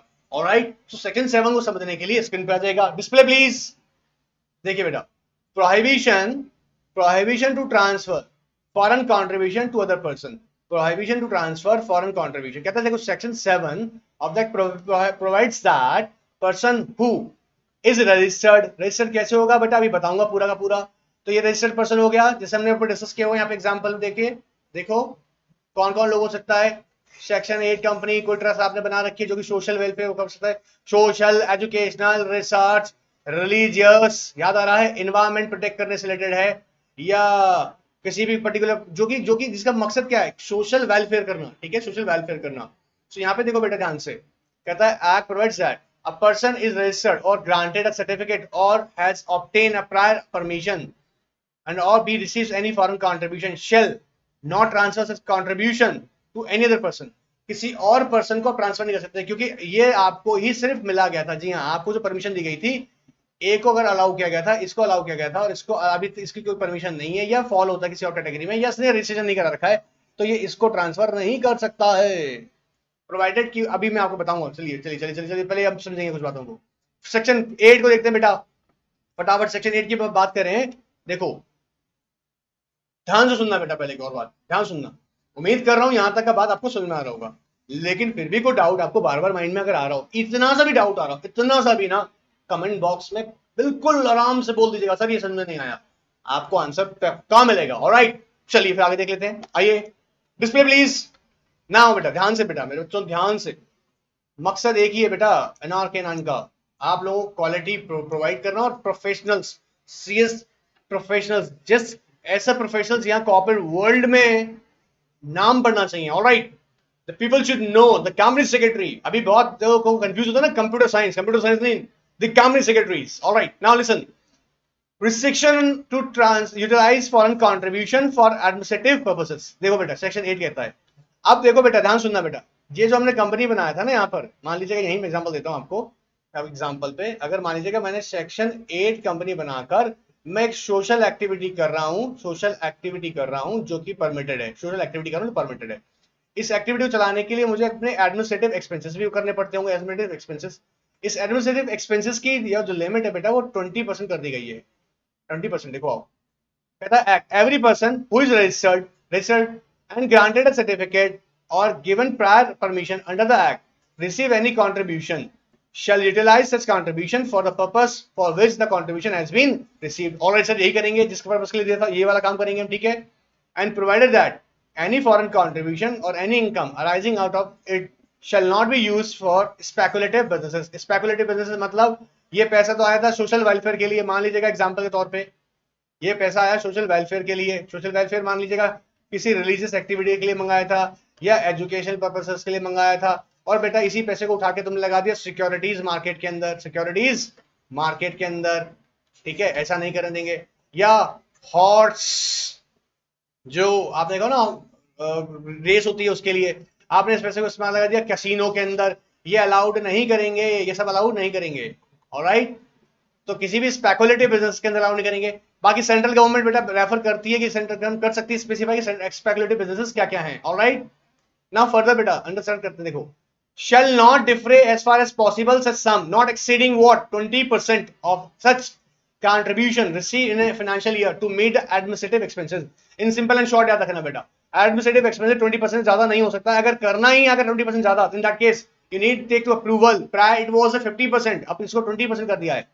ऑलराइट, चलिए बेटा अब ध्यान सुनना बेटा मेरे बच्चों, ध्यान से सुनना, एकदम ध्यान सुनना, ध्यान से ध्यान से ध्यान से, क्या कह रहे हैं, ध्यान सुनना। यहां तक का बात मैं उम्मीद करता हूं आपको एकदम अच्छे से समझ में आ गया होगा, एकदम समझ में आ गया होगा। हमने यहाँ पे बेटा सेक्शन कौन कौन से सेक्शन 3 को रिवाइज किया और उसके अमेंडमेंट को देखा, सेक्शन 7 को रिवाइज किया उसके अमेंडमेंट को कंसीडर किया है, सेक्शन 8 को देखा उसके अमेंडमेंट को कंसीडर किया है। ठीक है, उम्मीद करता हूँ यहाँ तक का बात आ गया होगा। ठीक है, अब यहाँ से सेशन को आगे और समझो, ध्यान से समझा रहे हैं। यहाँ से हम रजिस्ट्रेशन प्रोसेस समझेंगे। जी हाँ, आप ही के लिए है, चिंता मत कीजिएगा, बार बार मत देखिएगा, यही देखिएगा, तो आप ही के लिए है, आप ही को हम यहाँ डिस्कस करेंगे। अब यहाँ पर रजिस्ट्रेशन प्रोसेस की बात करूंगा, ऐसा समझाऊंगा ना ये रजिस्ट्रेशन प्रोसेस आपको याद रहेगा टिप्स पे। ठीक है, टिप्स पे याद रहेगा, बार बार इतना लंबा चौड़ा पढ़ने का जरूरत नहीं है। ठीक है, अब बेटा ध्यान सुनना, एक बहुत इंपॉर्टेंट चीज है, इसे समझने के लिए यहां से ना बहुत अच्छे से समझेंगे इसको हम। ठीक है ना, सो डियर स्टूडेंट्स यहां से क्या होने वाला देखो, समझो बेटा, रजिस्ट्रेशन प्रोसेस की बात है। एग्जाम में आपसे बेटा एक्सपेक्ट कर सकता है कि यहाँ पर आपसे रजिस्ट्रेशन एग्जामिनेशन पूछ सकते हैं। ठीक है, सो जरा ध्यान से, सर लेंदी प्रोसेस है, कोई दिक्कत नहीं है, ये अभी शॉर्ट पॉइंट में आपको याद कराऊंगा, बहुत अच्छे साथ कराऊंगा। ठीक है, लो आइए फटाक से स्क्रीन पे बेटा, डिस्प्ले प्लीज। देखो बेटा, अगर कोई भी पर्सन, देखो यहाँ पर समझना, कोई भी पर्सन है ना, कोई भी पर्सन अगर क्या करना चाहता है, कल्चरल, इकोनॉमिक, एजुकेशनल, रिलीजियस और सोशल प्रोग्राम करना चाहता है और उसके लिए फॉरेन कंट्रीब्यूशन एक्सेप्ट करना चाहता है, तो वो नहीं कर सकता है। क्या सर, नहीं कर सकता का मतलब अनलेस कि जब तक वो क्या ना ले ले, obtain the certificate of registration. Certificate of registration कहां से, सेंट्रल गवर्नमेंट से। सेंट्रल गवर्नमेंट आपकी नॉलेज में डाल दू, मिनिस्ट्री ऑफ होम अफेयर्स है मेरे बच्चों, आपको बताऊं मैं आपकी नॉलेज के लिए। मैंने ऑब्जर्व किया है कि कई बार ऐसा होता है कुछ स्टूडेंट्स को नहीं पता होता है, प्रैक्टिकली फील्ड में मैंने ऑब्जर्व किया चीजों को, बच्चों को कई बार नहीं पता होता है कि सेंट्रल गवर्नमेंट बार बार से हम बोल रहे होते हैं तो किस पर्टिकुलर मिनिस्ट्री को रेफर किया जा रहा है यहाँ पे। ठीक है, तो किस पर्टिकुलर अथॉरिटी को रेफर किया जा रहा है, तो ये आप बेटा कंपनी सेक्रेटरी के प्रोफेशन में आप इस चीज की नॉलेज रखें। ऑलराइट, उम्मीद करता हूँ आप में से कहीं को पता भी होगा, ऐसा नहीं है कि सभी को नहीं पता होता है, आपको पता होगा, उम्मीद करता हूँ। नहीं पता तो नोट कर लीजिएगा, इसमें कोई प्रॉब्लम वाला बात नहीं है कि अरे तेरे को नॉलेज नहीं था, nothing like that. Alright, now come to the screen. So what I am saying, यहां पर क्या बेटा कह रहे हैं, ध्यान सुनना बेटा, ध्यान सुनना। अगर आपको फॉरेन कंट्रीब्यूशन लेना है और आपको कोई रिलीजियस एक्टिविटी करनी है, आपको सोशल एक्टिविटी करनी है, आपको कोई कल्चरल एक्टिविटी करनी है या आपको कोई एजुकेशनल एक्टिविटी करनी है, आप कर सकते हो, लेकिन आपको उसके लिए पहले रजिस्ट्रेशन में पड़ेगा सेंट्रल गवर्नमेंट से, मतलब मिनिस्ट्री ऑफ होम अफेयर्स से। एग्जाम में अगर लिख कर आएंगे तो एग्जामिनर को भी अच्छा लगेगा कि अरे आप नॉलेजेबल है। Alright, this I am saying कि आपको पुट करना चाहिए। Anyways come to the screen. अब बेटा इंपॉर्टेंट बात क्या रहती है, ध्यान सुनना, कि सर मैंने तो ऑलरेडी, मान लीजिएगा, ठीक है, मान लीजिएगा सर मैंने तो ऑलरेडी, इसमें प्लीज, ऑलरेडी सर मैंने तो ले रखा था, मतलब इस पुराने वाले एक्ट के अंदर, ध्यान सुनना, सेक्शन 6 के अंदर किसी पर्सन ने फॉरेन कंट्रीब्यूशन रेगुलेशन एक्ट 1976 के अंदर ऑलरेडी रजिस्टर करा रखा था, तो मुझे क्या फिर से रजिस्ट्रेशन कराना पड़ेगा? आंसर इज नो, आपको वापस नहीं कराना है, आपको रजिस्ट्रेशन वापस नहीं कराना है। और आपका लेकिन जब से डेट कमेंस हुआ है उसकी डेट से आपके लिए ना, नया अमेंडमेंट के बाद से ये आपके लिए 5 साल के लिए वैलिड हो गया है। जी हाँ, अब नए में क्या होगा, 5 साल के सर्टिफिकेट वैलिड रहेगा। लेट्स रीड इट, आइए देखते हैं। देखिए, अगर कोई एसोसिएशन ऑलरेडी रजिस्टर्ड थी, ठीक है, foreign contribution act regulation act 1976 के अंदर, it stood immediately before the commencement of this act shall be deemed to have been registered. उसे क्या माना जाएगा बेटा, डीम्ड टू हैव मतलब रजिस्टर्ड मान लेंगे, एंड और ग्रांटेड प्रायर परमिशन, और प्रायर परमिशन दे रखा था, as the case may be under this act, such registration shall be valid for a period of 5 years from the date on which this section comes into force। मतलब जिस date से इसको government, central government ने notify किया section 11 को ना, इस section को, उसके बाद से ये 5 साल के लिए वैलिड रहेगा। अब जनरली 5 साल के लिए ही वैलिड रहता है, जी हाँ 5 साल के लिए वैलिड रहता है। अब पहला पॉइंट हम इसमें क्या ड्रॉ करेंगे, अगर आपको क्या करना है, फॉरेन कॉन्ट्रीब्यूशन एक्सेप्ट करना है अगर इस एक्टिविटी के लिए, सो पहले के सही आपकी रिक्वायरमेंट क्या होगी, रजिस्ट्रेशन, पहली रिक्वायरमेंट रजिस्ट्रेशन है, ठीक है सर, रजिस्ट्रेशन की रिक्वायरमेंट है। दूसरी बेटा क्या बात कर रहे हैं, जो ऑलरेडी रजिस्टर्ड है, याद रखिएगा, जो ऑलरेडी रजिस्टर्ड है उनके लिए क्या कर रहे हैं यहाँ पर हम लोग, उनको नहीं कराना है, लेकिन हाँ अब वो 5 साल तक उनका सर्टिफिकेट वैलिड रहेगा, लेकिन before the expiry of 5 years उन्हें वापस से उसको रिन्यू कराना पड़ेगा। ऑलराइट। अच्छा, उसके बाद देखो बेटा ध्यान से, अब सेक्शन 11 सेक्शन 2 में चलते हैं। डिस्प्ले प्लीज, आइए बेटा। सेक्शन 11 सेक्शन 2 क्या कह रहा है, देखिए ध्यान से, यहाँ पर आप लोगों को सेक्शन 11 सेक्शन 2 बताने की कोशिश कर रहा है। Every person referred in subsection 1 जो कि एप्लीकेशन लगाएगा इन cultural activity, social activity, religious activity, educational activities, उनके लिए if it is not registered with the central government, if it is not registered with the central government, if it is not, देखो बेटा, central government under the subsection accept any foreign contribution only after obtaining the prior permission of the central government, and such prior permission shall be valid for a specific period. Prior permission होगा, prior permission for valid period के लिए, ये क्या होता है, मतलब कोई specific project के लिए लेते हैं आप, कोई स्पेसिफिक पर्पस, देखो स्पेसिफिक पर्पस कोई प्रोजेक्ट होता है, for which it is obtain and from specific source. इसमें सोर्स भी बताया जाएगा, फॉरेन जो सोर्स होगा बेटा वो भी बताया जाएगा कि आप किससे ले सकते हैं उसके लिए, उस पर्टिकुलर पर्पस के लिए। Alright, now listen very carefully. अब आपको क्या करना जाना, देखो, our central government on the basis of the any information or report after the holding summary inquiry has reason to believe that a person who has been granted prior permission has contravened any of the provision of this act, it may pending any further inquiry direct that the such person shall not be utilized the unutilized amount, देखो बेटा, shall not utilize unutilized foreign contribution or receive remaining portion of the foreign contribution which has not been received, or as the case may be, any additional foreign contribution without prior approval of the central government। क्या sir, क्या कह दिया आपने, इतना बड़ा बड़ा बात। देखो आओ समझते हैं, याद करना है, ऐसे समझेंगे इसको, समझा और याद हो गया। अगर ना फॉरेन कंट्रीब्यूशन एक्सेप्ट किया जा रहा है और एक पर्सन जिसको हमने परमिट कर दिया, सेंट्रल गवर्नमेंट ने उसे बोला, रजिस्ट्रेशन उनको दे दिए, सर्टिफिकेट उसने ले लिया, या उसको प्रायर परमिशन मिल गया। रजिस्ट्रेशन और परमिशन, प्रायर परमिशन फर्क है। अगर आप किसी स्पेसिफिक प्रोजेक्ट के लिए, किसी स्पेसिफिक टाइम के लिए प्रोजेक्ट कैरी कर रहे हैं तो प्रायर परमिशन लेते हैं, लेकिन आप कोई प्रोजेक्ट लॉन्ग टर्म कैरी करने वाले हैं, मल्टीपल प्रोजेक्ट हो सकते हैं, तो उसके लिए आप सर्टिफिकेट के लिए अप्लाई करते हैं। सिंपल बात। अब मान लीजिएगा, मैं आपसे कह रहा हूं यहां पर कि ऐसा हो जाए कि जो ये सर्टिफिकेट आपको ग्रांट किया गया है बाद सेंट्रल गवर्नमेंट, यहाँ सुनना, उसके पर्पस के बिना आप कहीं और इस्तेमाल कर रहे हैं। जी हाँ, उस पैसा उस पर्पस से इस्तेमाल नहीं किया जिस पर्पस के लिए आपको ग्रांट किया गया था सर्टिफिकेट। तो अब यहाँ क्या हो जाएगी सिचुएशन, बेटा ध्यान सुनना, ये सिचुएशन कैसी हो जाएगी कि जो आपके पास में अनयूटिलाइज्ड अमाउंट होगा उसे भी इस्तेमाल नहीं करने देंगे आपको।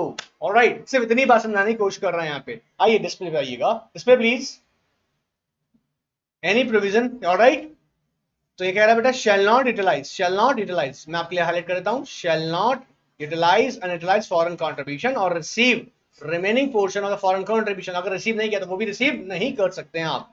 अब सर जल्दी से रजिस्ट्रेशन करवा दीजिए ना हमारा, आइए बेटा रजिस्ट्रेशन करवा देते हैं आपका।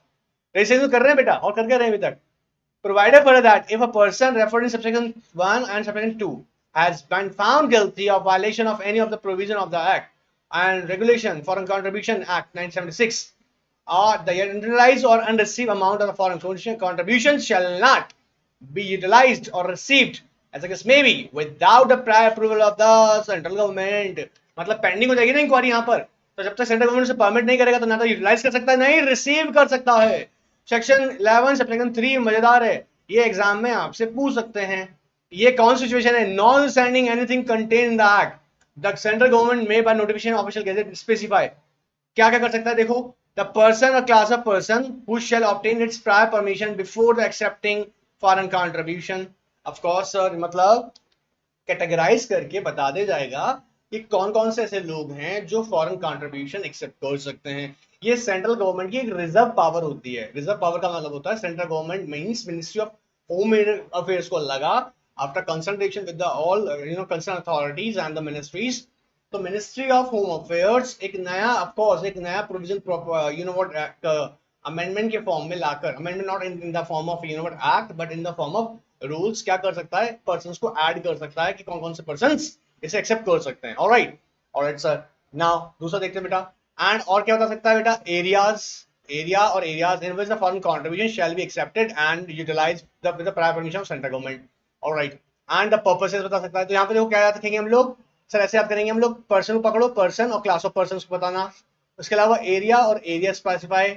ये कीवर्ड्स बता रहा हूँ, याद करने का तरीका छोटा छोटा याद रहेगा। पर्सन, पर्सन रेफर कर सकता है, हाँ जी कर सकता है, या एरियाज बता सकता है कि नहीं एरियाज में एक्सेप्ट कर सकते हैं, या पर्पसेस, पर्पस किस पर्पस के लिए इस्तेमाल किया जाएगा। ऑलराइट, एंड द सोर्सेस क्या होंगे उसके सोर्सेस। ये बेटा ये टॉपिक आपको इतना सा है, आपको याद भी हो गया होगा फट से। क्या क्या, persons, areas, purposes and sources. ये सेंट्रल गवर्नमेंट की बेटा एक रिड्यूसरी पावर की तरह वर्क करता है। आप लोगों को सुनना है सेंट्रल गवर्नमेंट की रिड्यूसरी मतलब सेंट्रल गवर्नमेंट से पावर है कि इन फ्यूचर वो ऐसा कर सकती है, बता सकती है। ऑलराइट, चलिए आगे देखते हैं। अब ग्रांट और सर्टिफिकेट की तरफ चलते हैं बेटा। ग्रांट और सर्टिफिकेट मतलब यहाँ पे हम लोग पूरा प्रोसेस पढ़ेंगे रजिस्ट्रेशन के। तो हमने सेक्शन 11 में जो कंसीडर किया है, कुछ ऐसी बातें थी जो जिसके अंदर कंडीशंस के बारे में मेंशन किया गया कि registration of certain person with the central government. Alright, अब यहाँ हम लोग जाएंगे बेटा। अगर आप अभी तक आपने अप्लाई नहीं किया, मान लीजिएगा आपने अप्लाई नहीं किया है, ठीक है, और अभी तक आपने सब्सक्राइब भी नहीं किया चैनल को, सब्सक्राइब कर लीजिएगा, राइट, और बेल आइकन को प्रेस कर दीजिएगा ताकि आगे वाली भी सीरीज आपको मिलते रहे। एनीवेज, आइए बेटा डिस्प्ले प्लीज।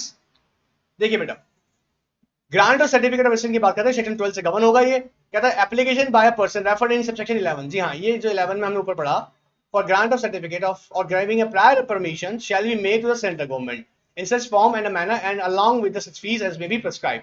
ऑलराइट सर, तो यहाँ पर हमको क्या करना है, अब देखो बेटा ऐसे बनाएंगे फॉर्म इसके फटाफट से। एप्लीकेशन कैसे जाएगी, विद फीस, ये पहली बात हमको पकड़ में आई। इसमें फिर हम एक और बात ऐड करेंगे, क्या, every person who makes an application under section 1 subsection 1 shall be required to open a FCRA account। तो यहाँ पे एक बेटा आपको बताया था अभी, FCRA account, foreign contribution regulation account, किसके साथ खोलना होता है आपको, ये SBI के साथ में अभी ऊपर बताया था आपको। इसका डिटेल जो होगा ना, डिटेल एप्लीकेशन में दीजिएगा। डिटेल कहाँ जाएगा बेटा, एप्लीकेशन में जाएगा। ऑलराइट सर, ये भी याद हो गया हमको। On receipt of application under section 1, the central government shall by order, if the application is not in the prescribed form or does not contain any of the particulars specified in that form, reject the application। अगर अगर अगर अगर ये application जो आपने यहाँ पर आपने दिया किसको, सेंट्रल गवर्नमेंट को, ठीक है, मिनिस्ट्री ऑफ होम अफेयर्स को, और इसके अगर यहाँ पर इसको मना कर दिया गया, क्यों, क्योंकि आपकी जो इन्फॉर्मेशन थी इसमें जो प्रोवाइड की थी एप्लीकेशन में वो कंप्लीटली इनकरेक्ट थी, तो वो रिजेक्ट भी कर सकती है।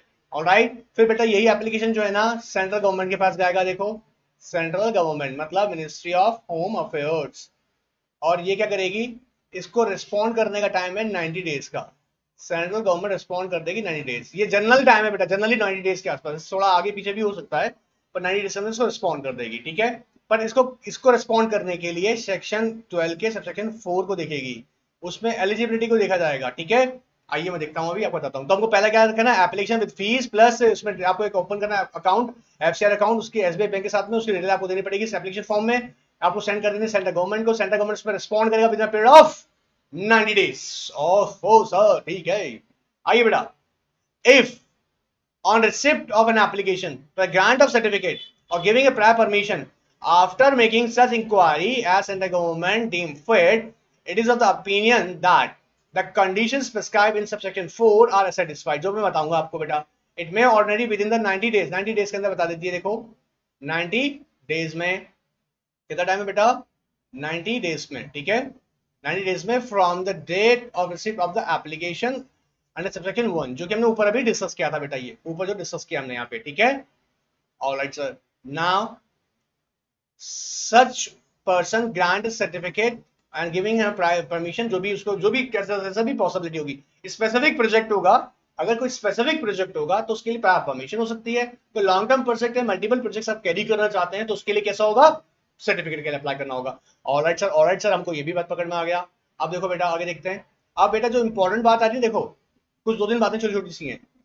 Provided that in case the central government does not, display please, central government grant does not grant within the set period of 90 days a certificate or prior permission, it shall communicate the reason therefor to the applicant। बताना पड़ेगा कि आप 90 days में आपने क्यों answer नहीं किया, जो मैंने बताया था ना बेटा। ये देखो बेटा ध्यान से, यहाँ पर जो ये 90 डेज में आंसर करना था, अगर आंसर 90 डेज के अंदर नहीं किया, अगर आंसर क्या नहीं किया बेटा, 90 डेज के अंदर आंसर नहीं किया, अगर नहीं करते हैं इन दैट केस, तो यहाँ पे क्या करना पड़ेगा, रीजन देना पड़ेगा सेंट्रल गवर्नमेंट को, इसलिए आपने उसको नहीं किया है। ऑलराइट सर, ऑलराइट सर, अब हम देखते हैं सर क्या आगे क्या है। Provided further that a person shall not be eligible for the grant of certificate। Sir ये आने वाला है इंपॉर्टेंट कैटेगरी का, एक केस भी बन सकता है, इस पे केस लॉ भी बन के आ सकता है, ठीक है। Permission if his certificate has been suspended और suspension of certificate continues on the date of making. अगर किसी का सर्टिफिकेट पहले ही सस्पेंड कर रखा है तो थोड़ा कि दूसरा अप्लाई कर देगा, सोच के देखो।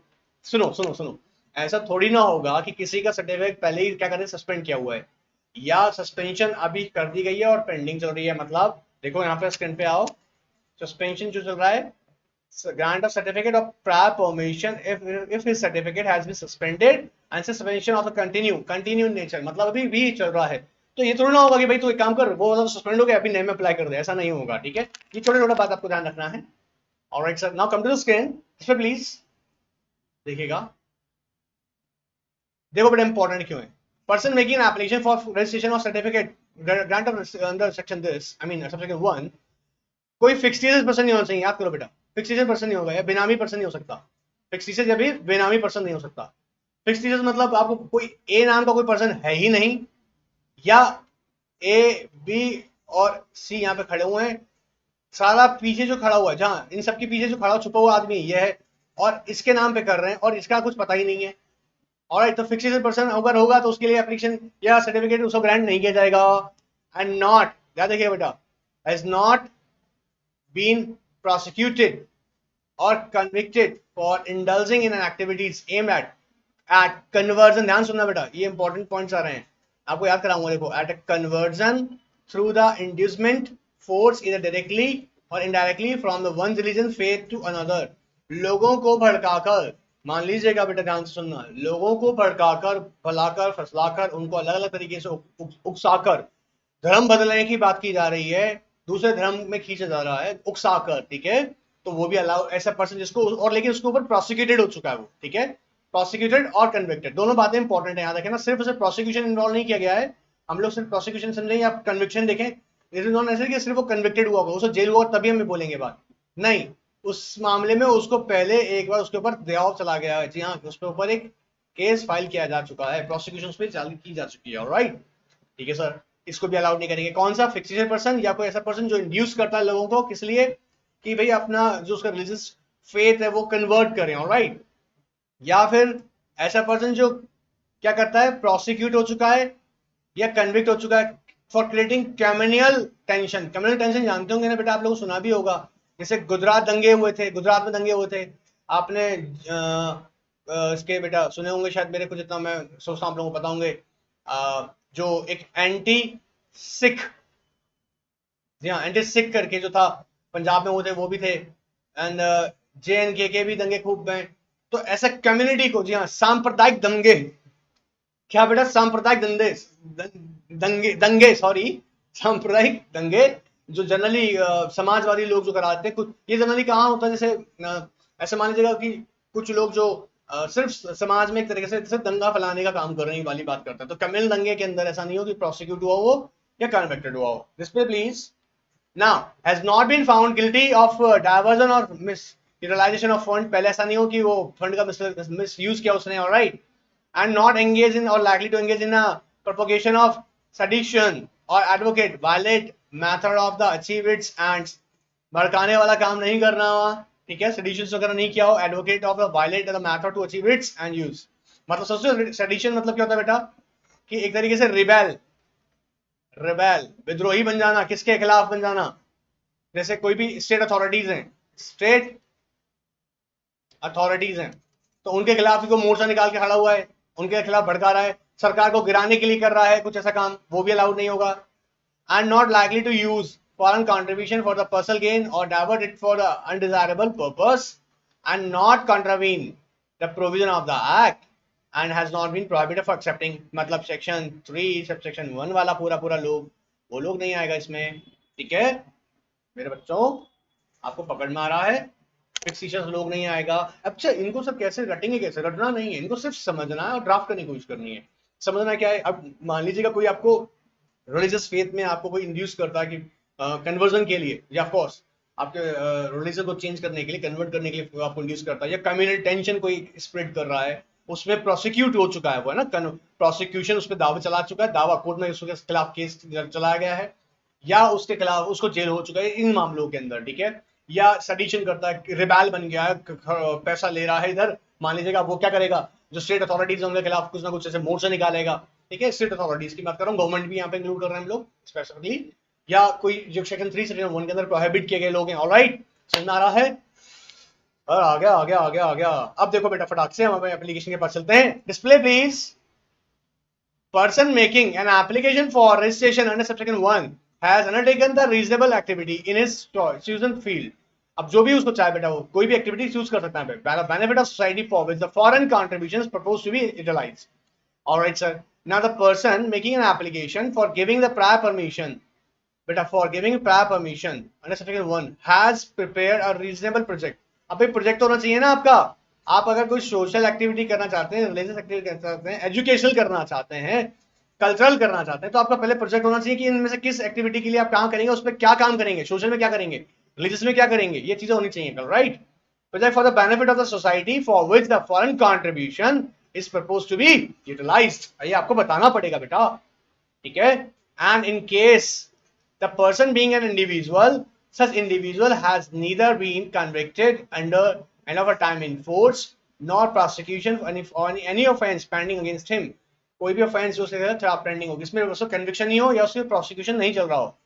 and in case a person being a other individual, मान लीजिएगा हो सकता है कोई कंपनी हो जिसको अप्लाई कर रहा है, या कोई बॉडी कॉर्पोरेट हो, तो बेटा इस केस में उसका कोई डायरेक्टर या ऑफिसर बियरर है ना, neither has been convicted of any law or time in force or nor any prosecution offenses pending against him। All right, now the foreign contribution, except for foreign contribution by the person referred in subsection 1 is not likely to prejudicially what, जो पैसा लिया जाएगा ना बेटा, ध्यान सुनना, foreign contribution का जो पैसा आपने यहाँ लिया, इन लोगों ने जो एलिजिबल हो गए रजिस्ट्रेशन लेने के बाद में, ऐसा नहीं होना चाहिए वो सॉवरिटी इंटीग्रिटी को खत्म करते हो। जी हाँ, यहाँ ऐसा नहीं हो, देश की सॉवरिटी आप समझते हैं ना बेटा, मैं आपको बता दूं हमारा कंट्री कैसा है, इंडिपेंडेंट है नहीं है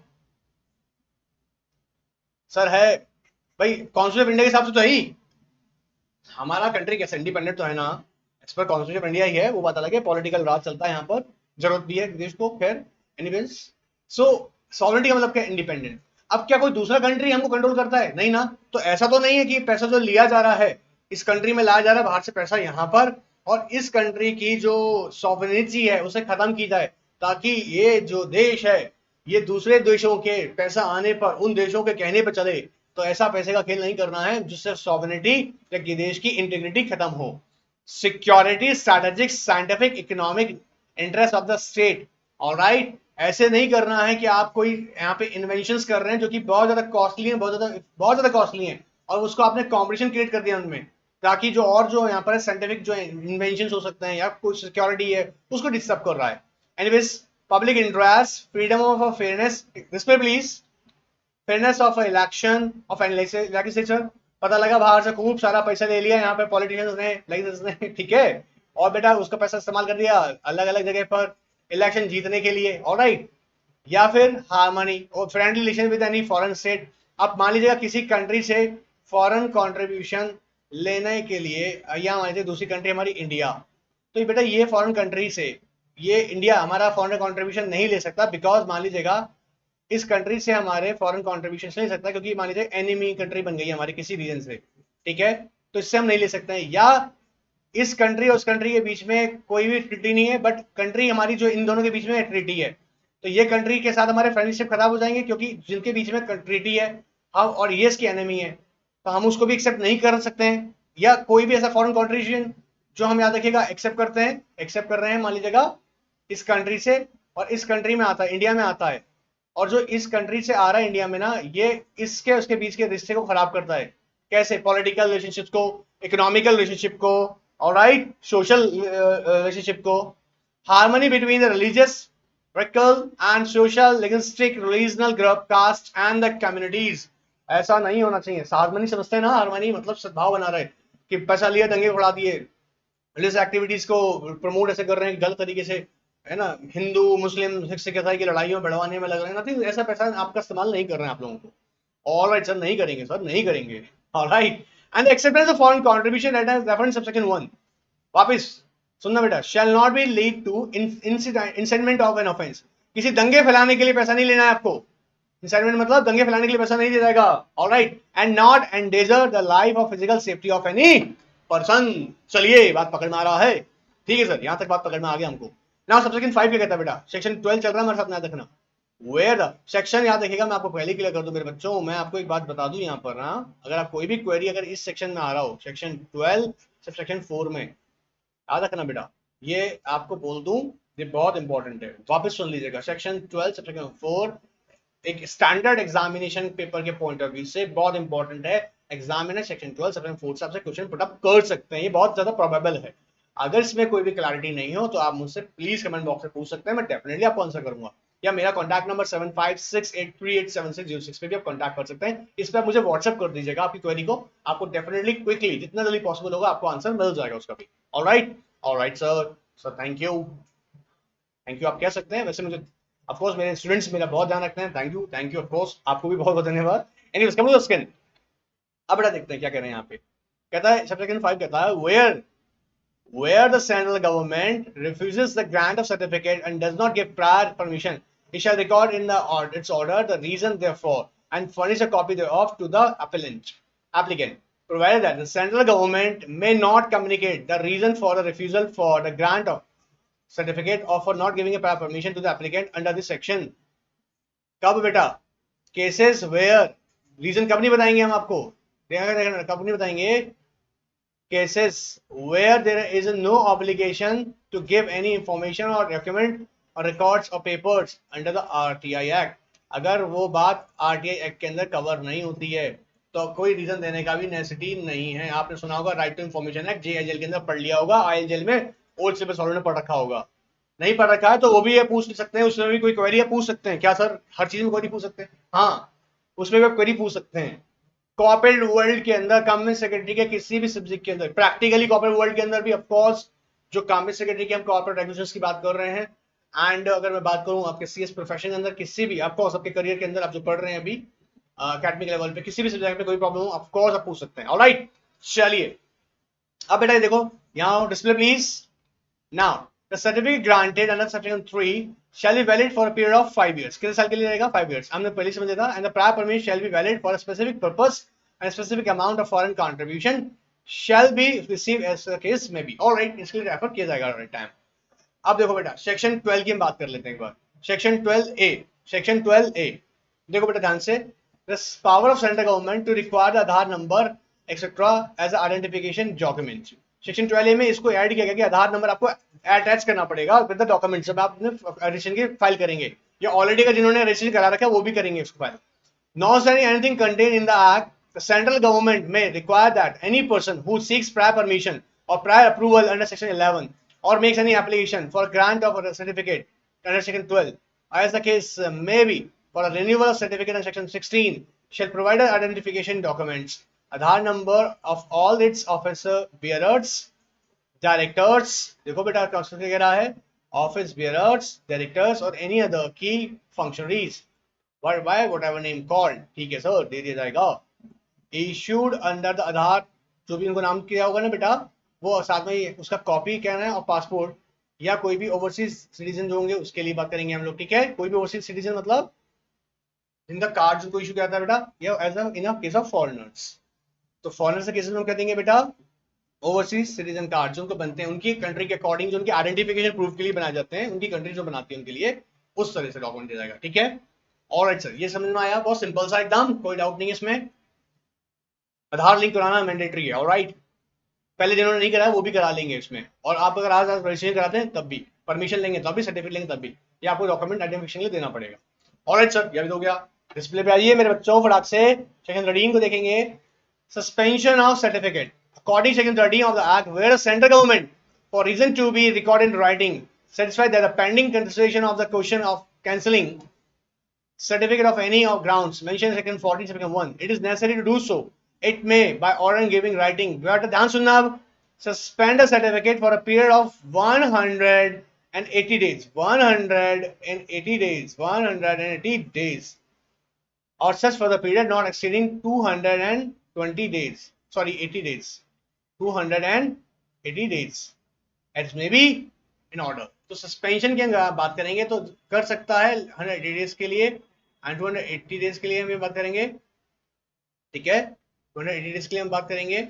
अब यहाँ पे एक बात याद रखना बेटा, ध्यान से सुनना, ये कुछ पॉइंट्स हैं जो ध्यान में हमको रखने हैं खास, ये जनरल पॉइंट है इसलिए फट से याद हो जाएगा, लेकिन यहाँ सुनना, every person who certificate has been suspended shall not receive any foreign contribution during the period of suspension of certificate, and it may be noted that the central government on an application made by such person, if it is considered appropriate, allow receipt of any foreign contribution by such person on such terms and condition, अगर ये suspend कर दिया तो कुछ term and condition पे allow भी कर सकती है सेंट्रल गवर्नमेंट, याद रखना इस पॉइंट पर, प्रोवाइडेड कि वो खुद बताएगी, मतलब मिनिस्ट्री ऑफ होम अफेयर्स बताएगा, होम अफेयर्स बोलेगा, उसके अकॉर्डिंग ही हो सकता है। An application whose certificate has been suspended shall utilize in the prescribed manner the foreign contribution in its custody with the prior approval of the central government। तो दोनों situation में अगर आप कौन सा बेटा, अगर आप अलाउ करता है रिसिप्ट किस चीज के लिए, देखो बेटा, receipt of any foreign contribution, further receipt of foreign contribution with the permission of central government. Utilisation की बात करेंगे, देखो यूटिलाइजेशन तो फिर कैसे होगा, तब भी सेंट्रल गवर्नमेंट। ये आप देखिए दोनों बातें हाईलाइट कर देगा। ये अगर हम बात करेंगे foreign receive of foreign contribution and utilisation, दोनों ही के लिए आपको पूछना पड़ेगा। बोलो यहां तक का बात समझ में आया, यहां तक कोई डाउट है? देखो हमने कितना सारा चीजें हमने यहाँ पे रिवाइज कर लिया अच्छे से और याद भी कर लिया है। अभी सेशन चल रहा है, जाने ही रहा है, पूरा कराएंगे, डोंट वरी, इस सीरीज में आपको पूरा मिलेगा अच्छे से। एक बार करना है, अच्छे से करना, कंप्लीट करके छोड़ना है। आइए बेटा, सरेंडर ऑफ सर्टिफिकेट। अब आपको लगता है कि मैं एक्टिविटी कंटिन्यू नहीं करना चाहता, आपको लगता है एक्टिविटी कंटिन्यू नहीं करनी है, सो आप सरेंडर कर दीजिएगा of course. Now display please. Now section 14A said that on a request being made in this behalf, the central government may permit any person to surrender the certificate granted under this act। फिर समझ लो बेटा, on the request being made in this behalf, request करेगा कौन person, जिसको receipt already मिला हुआ था, तो सर्टिफिकेट को सरेंडर कर रहा है, तो सर्टिफिकेट को चेक करा जाएगा कि कुछ गड़बड़ तो नहीं करी थी इसने कहीं। If after making such inquiry as it deemed fit, if it is satisfied that the person has not contravened any of the provision of this act and the management of the foreign contribution and the assets, if any created out of which such contribution has been vested in the authority as provided in section 15। जी हाँ, बताएंगे अभी। देखो यहाँ पे वो आ गया, समझना बेटा, management of a foreign contribution of a person whose certificate has been cancelled और सरेंडर्ड, इसको हम समझते हैं बेटा 15 सेक्शन 1 को। देखो एक बात समझो बेटा, ध्यान से सुनना बेटा, ध्यान सुनना। यहाँ हम जो डिस्कस कर रहे हैं ना, इसमें एक एस्पेक्ट समझना, पहले जो हम इससे पहले समझ लें। देखो यहाँ पर आइएगा, हम यहाँ सर्टिफिकेट सरेंडर करने की बात कर रहे हैं 14A के अंदर। 14A के अंदर सीजी जो है ना, सेंट्रल गवर्नमेंट इंक्वायरी इसलिए कंडक्ट करता है जिस पर्पस के लिए आपको दिया गया था। कहीं ऐसा तो नहीं है आपने उस पर्पस का उसके बजाय कहीं और इस्तेमाल करा हो और हमें प्रेजेंट ऐसा किया हो कि यहाँ हमने कर दिया है, तो गड़बड़ तो नहीं कर रहे हो। इसको हम चेक करेंगे, वेरीफाई करेंगे, क्योंकि जो पैसा बच भी गया होगा उसका भी हम यूटिलाइजेशन चेक करेंगे कि वो मैनेज कैसे किया जाएगा। उसके लिए हमको सेक्शन 15 को रीड करना पड़ता है। सेक्शन 15 को, सेक्शन 15 जो है बेटा बात कर रहा है किसका, management of foreign contribution of a person who certificate has been cancelled और सरेंडर। तो उसकी जो प्रॉपर्टी जो भी अमाउंट था जो रिसीव हुआ था, जो बचा था, उसकी हम बात करेंगे सेक्शन 15 के अंदर। तो सेक्शन 15 बेटा देखो ध्यान से बेटा, सेक्शन 15 देखो समझना क्या होगा, पहले समझ लेते हैं, देखो ध्यान समझ लेते हैं क्या क्या कॉन्सेप्ट है। अगर आप देखिए बेटा, अगर आपको देखो सेक्शन 14 में, सेक्शन 14 में या 14A में, 14 में तो कैंसिल कर दिया गया, या मान लीजिएगा 14A में आपने सरेंडर कर दिया, ठीक है, सरेंडर कर दिया, ठीक है। ध्यान सुनना बेटा स्क्रीन पे एक बार, 14 में क्या तो गवर्नमेंट ने कैंसिल कर दिया, या फिर 14A के अंदर आपने सरेंडर कर दिया है। तो इस जो आपका बेटा यहाँ पे जो अनयूटिलाइज्ड अमाउंट होगा ना, अनयूटिलाइज्ड अमाउंट होगा, अनयूटिलाइज्ड अमाउंट होगा, या जो भी उससे रिलेटेड एसेट्स होंगी या एसेट्स होंगी, ध्यान सुनना पहले, फिर याद हो जाएगा अपने आप ये, तो मैं सिर्फ समझना इसको। एसेट्स जो होंगी ना बेटा, उसको क्या करेगी गवर्नमेंट, उसकी एसेट्स को मैनेज करवाएगी। उसके लिए वो किसी को भी ऑथराइज कर सकती है, अपने ऑफिसर्स को, ठीक है, और वो मैनेज करवाएगा उसके एसेट्स को, प्लस जो भी एक्टिविटी चल रही थी, क्योंकि सरेंडर हो गया है, और मान लीजिएगा या उसकी एक्टिविटीज होंगी, ठीक है, जो भी एक्टिविटी कर रहा था, कोई भी सोशल पर्पस, जो भी हमने बताया आपको ऊपर, जिसके लिए अलाउड है वो तो कर सकता है। कैसे कराएगा, थ्रू द अथॉरिटी, गवर्नमेंट कैसे कराएगी, थ्रू अथॉरिटी, ठीक है, अथॉरिटी के थ्रू कराएगी। अब वो क्या करेगा, अगर मान लीजिएगा सफिशिएंट एसेट्स नहीं होंगी, अगर मान लीजिएगा उस टाइम एसेट्स क्या है, एसेट्स सफिशिएंट नहीं है, सफिशिएंट नहीं है, याद रखिएगा सफिशिएंट नहीं है, तो इन एसेट्स को वो डिस्पोज ऑफ कर देगा, मतलब सेल आउट करके डिस्पोज ऑफ कर देगा, और जो भी अमाउंट होगा जिसका जो स्पेंडिंग होगा उसको पे कर जाएगा। अगर सफिशिएंट एसेट्स नहीं है एक्टिविटी को कैरी करने के लिए, अगर सफिशिएंट होगी तो एक्टिविटी को क्या करेगा, कैरी ऑन करेगा, कंटिन्यू करेगा।